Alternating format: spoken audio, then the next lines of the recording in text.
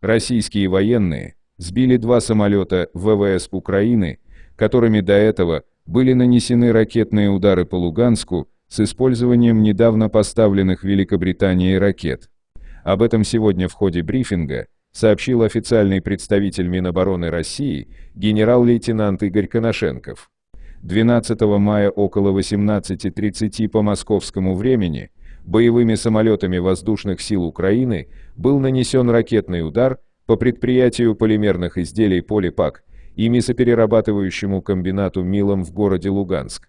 Для удара использовались поставленные киевскому режиму Великобританией авиационные ракеты Storm Shadow, вопреки заявлениям Лондона, что данные вооружения не будут применяться по гражданским объектам, сказано в сообщении российского военного ведомства. В Минобороны отметили, что в результате нанесенных Украиной ударов пострадали мирные жители, среди которых 6 детей. Также есть разрушение жилых домов. В ведомстве пояснили, что российским военным удалось сбить как украинский самолет Су-24, непосредственно наносивший удары, так и прикрывавший его украинский истребитель МиГ-29.